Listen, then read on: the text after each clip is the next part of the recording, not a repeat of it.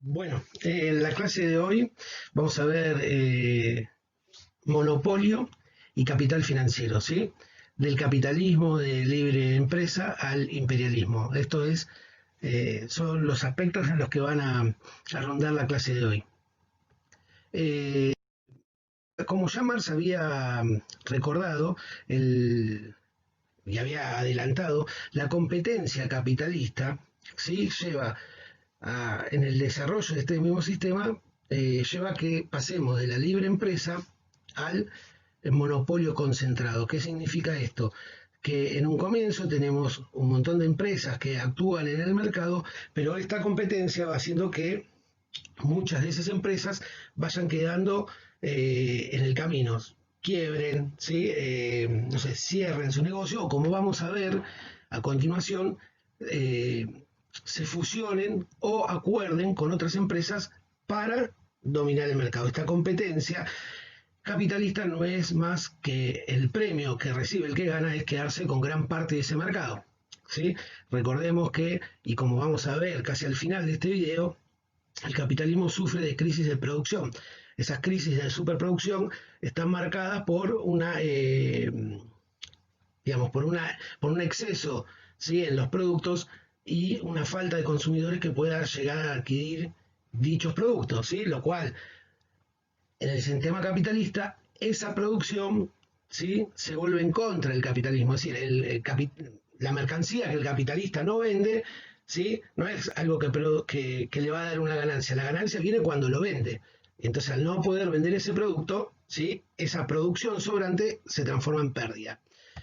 Eh, a lo largo de, y a finales de, perdón, mejor dicho, a lo largo de las últimas décadas, de finales del siglo XIX, se constituyeron determinados conglomerados de empresas, algunas le llamamos trust y a otras cárteles.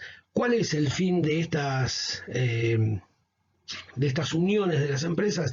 El siguiente es poder controlar, ¿sí? El mercado, es decir, monopolizar, o en algunos casos lo que le llamamos oligopolios, ¿sí? Eh, que no obviamente permiten la libre competencia, sino que el mercado está en manos de una empresa, ¿sí? En el caso del monopolio, o de oligopolios en el caso de dos o tres empresas. Los trusts son asociaciones, ¿sí? Que se dan entre miembros de una misma rama y que se fusionan. ¿Sí? Por eso en el dibujito ven que están todos como juntos, ¿no? Como que son parte de lo mismo, porque esas tres empresas se unieron en una. En cambio, los cárteles son, como ustedes ven, cada uno va caminando, cada uno de los integrantes de ese cártel, de los dibujitos, va caminando porque mantienen una determinada independencia, pero llegan a determinados acuerdos, ¿sí? Acuerdos en cuanto a la venta del producto, en cuanto a cómo adquirir la materia prima, etcétera, etcétera. Por lo tanto, con esos acuerdos logran eliminar a la competencia que no es parte de este cártel. Por otro lado, a lo largo del siglo XIX, además de una concentración en la industria, también se verificó lo mismo en los bancos, ¿sí? Es decir, al principio del siglo XVIII teníamos un montón de bancos, ¿sí? De pequeños bancos que obviamente daban créditos y cobraban intereses. Ahora vamos a ir a esa parte. A fines del siglo XIX, lo mismo que sucedió con la industria sucede con los bancos. Es decir, ¿por qué pongo el Deutsche Bank? Porque el Deutsche Bank era el banco, por ejemplo, más importante a fines del siglo XIX. ¿Qué significa eso? Que en realidad el Deutsche Bank había logrado, eh, por decirlo de alguna manera, absorber a determinados bancos pequeños que había en Alemania, ¿sí? Y llegaba a concentrar gran parte del interés digamos, de todo el capital financiero que había en Alemania, en realidad lo manejaba el Deutsche Bank. La Baring Brothers, que es ese título que ahí apareció, era un banco muy importante en Inglaterra. Era tan importante, por ejemplo, que el primer crédito que va a pedir nuestro país se lo va a pedir a este banco, ¿sí? Fue en la época de Rivadavia, 1824, ¿sí? Lo cual lo vamos a profundizar en otras clases, fue una verdadera estafa, porque Argentina pidió un monto, le dieron el 50% de ese monto y los intereses que tiene que ir pagando Argentina hicieron que en realidad, en concreto, Argentina recibiera un 50% del valor nominal del crédito y terminaba pagando tres veces más el valor real. ¿Por qué? Porque hay intereses, ¿sí? Y Argentina lo adquirió en 1824 y lo terminó de pagar en 1917, es decir, que casi un siglo después. Esto también nos va a servir para que podamos entender el tema que sigue, que es el capital financiero y el control que tiene no solo sobre la industria, sino sobre los estados. Y bueno, y ahí hay un título que es del propio Deutsche Bank.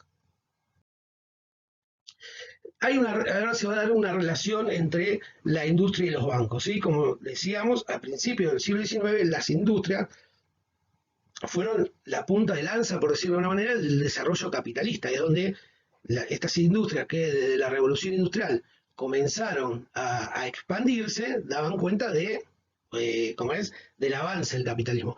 Cuando nosotros lleguemos al fin del siglo XIX, esa relación se va a alterar. ¿Por qué? Porque también como producto de la competencia capitalista, los industriales tienen que pedir créditos. Y esos créditos se los piden ¿a quién? A los bancos. ¿Sí? O sea que los bancos dan préstamos a determinadas empresas también. Por eso se formaban los cárteles como veíamos, porque era más fácil que un banco prestara plata a un trust que a una pequeña empresa. Por lo tanto, ¿por qué? Porque tenían más posibilidades de devolver ese crédito.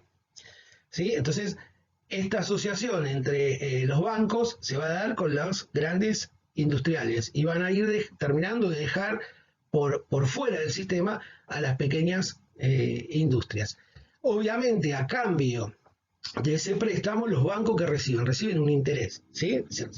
Reciben la misma plata que prestaron más un interés, ¿sí? Por lo tanto, los bancos, ¿sí?, a través de este mecanismo, se van a quedar con una parte de lo que vemos en la última imagen, que ¿qué es? Es el plusvalor que nosotros veíamos, ¿sí?, hace ya unas clases atrás, que el capitalista industrial extraía del trabajo del obrero, en sí va a terminar ¿dónde? En el banco, ¿sí? Porque ese plusvalor se recorre del trabajo, del trabajo no remunerado al trabajador, que se lo queda al burgués industrial, ¿sí?, pasa a través de este interés al capital financiero. Así, el capital financiero termina teniendo el control en sí del sistema, ¿sí? Es decir, cuando llegamos al fin del siglo XIX, los que verdaderamente controlan el proceso capitalista ya no son las industrias, si bien son muy importantes, sino lo es el capital financiero. El que tiene la posibilidad, ¿por qué? Porque el industrial, por decirlo de una manera, va a depender del financiamiento que le dé el banco. Bien, entonces, seguimos, y esto lleva a una expansión capitalista. Es decir, como vimos en la clase anterior, que vimos el taylorismo, bueno, el fordismo va a ser un poco posterior, ¿sí? La aceleración de la producción capitalista lleva, y esa competencia lleva, como dijimos, a la crisis de superproducción. Si ustedes ven en este periodo, ¿sí?, que empieza más o menos en 1870 hasta 1900, entrado 1900, hay una crisis, y esta crisis de superproducción, es decir, esto que estoy marcando acá nos indica, ¿sí?, la flechita, que la economía había entrado en una crisis importante del capital. Entonces, estos capitales ya no, los estados, por así decirlo, no son entidades autónomas que van a buscar el bienestar de sus ciudadanos, sino que en sí están agarrados de la producción industrial de los burgueses, de la alta burguesía, pero también del capital financiero. Es decir, por ejemplo, por decirlo de alguna manera, en la Alemania de fin del siglo XIX, ¿sí?, el que realmente conducía la economía o el que tenía la última palabra ya no era tanto el canciller, ¿sí?, y el duque, sino que eran los bancos, ¿sí? Es decir, que cuando Alemania se tiene que expandir, se expande por una necesidad de los bancos, en ese caso del Deutsche Bank, y de la industria alemana. Es decir, que el interés del Estado estaba resuelto por estos intereses capitalistas. ¿Cómo logran los capitalistas poder salir de esta crisis de superproducción? Que como sabemos es una falta de mercado, lo volvemos a repetir. Bueno, la vía que van a encontrar, que yo les adelanto en este video y que vamos a profundizar en la clase siguiente, es la expansión imperialista, es decir, la conquista, ¿sí?, y dividirse como si fuera una torta, en ese caso África. Ustedes ahí tienen los distintos países y los distintos colores de quienes de las potencias europeas que se quedaron con una parte de África, como si África fuera una torta. Por ejemplo, el color que más ven representado ahí, que es el azul, representa a los británicos. ¿Sí? Perdón, representa a los franceses. El amarillo representa a los británicos. ¿Sí? Y así podemos seguir, tenemos España, tenemos Italia, etcétera. ¿Sí? Portugal, las potencias, Alemania, las potencias europeas en definitiva se reparten a África, pero también se reparten Asia, parte de Asia. Es decir, que parte de Asia y África pasan a ser, ¿sí?, estas colonias, en este proceso de imperialista, pasan a ser las colonias de estas potencias europeas. ¿Sí? El caso de Estados Unidos lo vamos a ver en profundidad la semana que viene, porque acá Estados Unidos no interviene, porque Estados Unidos va a tener su propia expansión imperialista sobre América, ¿sí?, sobre América Central y parte de América del Sur. Y vamos a ver ahí a tratar lo que se llama la doctrina Monroe, que es América para los americanos. Obviamente, en esa consigna de América para los americanos, nosotros no entramos. América para eso es solo Estados Unidos y toda América tendría que ser para Estados Unidos. Eso lo vamos a profundizar la clase que viene. Pero bueno, esta es, en definitiva, el tema que estamos viendo de cómo ese capitalismo de libre competencia terminó en esta fase imperialista. Esta fase imperialista que en este momento, en 1880, ¿sí?, a fines del siglo XIX y comienzo del XX, se soluciona de esta manera, creando o apoderándose de estos territorios, ¿sí?, invadiendo estos territorios que van a funcionar como colonias, donde las potencias capitalistas no solo van a extraer recursos naturales, van a tener materia prima más barata, van a explotar a su población, sino también que también le va a servir después para colocar parte de esos productos.